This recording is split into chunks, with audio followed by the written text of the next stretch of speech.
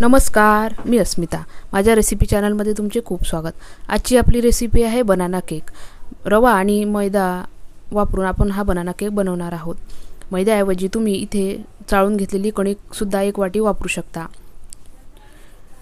कोणती पण वाटी घरातली तुम्ही इथे सेट करू शकता.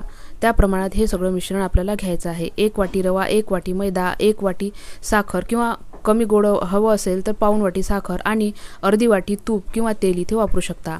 सर्व जिन्नस आपल्याला हे रूम टेम्परेचरला असलेलेच वापरायचे आहे. आता रवा आणि साखर आपण मिक्सरमध्ये बारीक करून घेऊ. रवा आणि साखरेची पावडर झाली आहे. त्यामध्ये मैदा मिक्स करून घेऊ आणि एकदा मिक्सरमध्ये फिरवून घेऊ. हे सर्व कोरडे जिन्नस तुम्ही चाळणीने चाळून घेऊ शकता. त्याच्यामुळे केक हलका व्हायला मदत होते. आता इथे 2 जास्त पिकलेली केळी मी घेतली आहे आणि त्याच्यामध्ये अर्धी वाटी दूध घालून आपल्याला ही केळी मिक्सरला फिरवून घ्यायची आहे.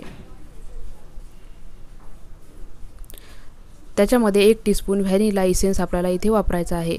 व्हॅनिला इसेन्स नसेल तर 3 ते 4 वेलची आपल्याला इथे आपण ह्या मिश्रणामध्ये बारीक करून घेऊ शकतो. त्याचा पण छान स्वाद इथे येतो.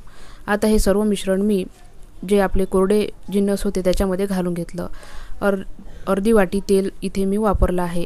इथे मी तेलाचा वापर केला आहे. तुम्ही अर्धी वाटी तूप रूम टेम्परेचरला असलेलं वापरू शकता. सर्व मिश्रण हे मिक्स करून घेऊ. इथे गरजेप्रमाणे आपल्याला दुधाचा वापर करायचा आहे. आधी अर्धी वाटी दूध मी वापरलं आहे. आता त्याच्यानंतर मिश्रण पातळ करायला अर्धी वाटी दूध आणखी वापरणार आहे.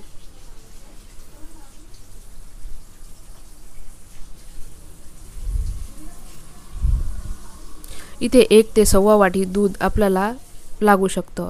आता हे मिश्रण आपलं 10 ते 15 मिनिट रेस्टला ठेवायचं आहे. म्हणजे रवा हा चांगला फुलून तयार होतो. तोपर्यंत आपल्याला ज्या भांड्यामध्ये केक बनवायचा आहे ते भांडं आपल्याला तेलाने किंवा तुपाने ग्रीस करून त्याला मैदा किंवा कणिक ही डस्ट करून घ्यायची आहे. म्हणजे केक हा भांड्याला चिकटत नाही. आणि कढई 5 मिनिटे प्रीहीट करून घ्यायची आहे. 10 ते 15 मिनिटं झाली आहे.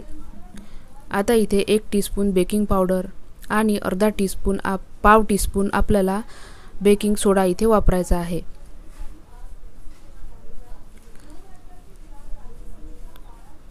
आणि मिश्रण चांगलं मिक्स करून घ्यायचं आहे.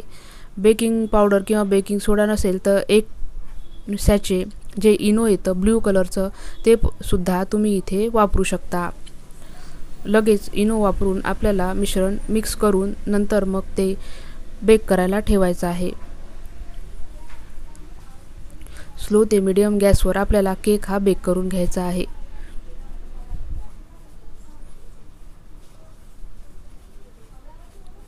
मिश्रण चांगलं मिक्स करून घेऊ.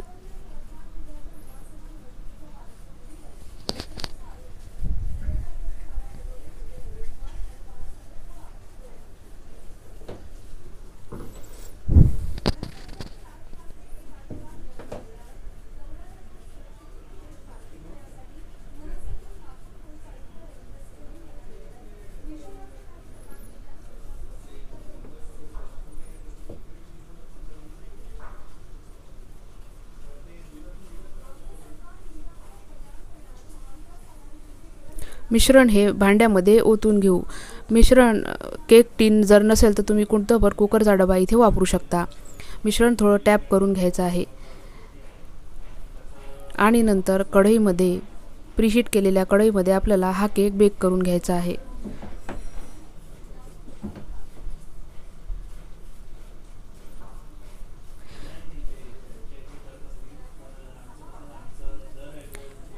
कढई जर पातळ असेल तर स्लो गॅसवर हा केक आपल्याला बेक करून घ्यायचा आहे.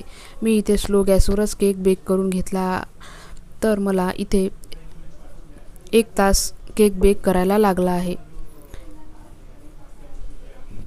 केक बेक झाल्यावर केकचा सुगंध सुटू लागतो.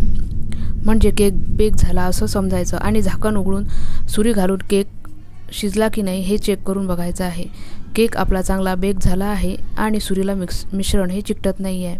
थंड करून झाल्यावर केक हा डिमोल्ड करून घ्यायचा आहे. तुम्ही इथे बघू शकता केक हा आपला चांगला बेक झाला आहे. आता आपण तो कट करून घेऊ.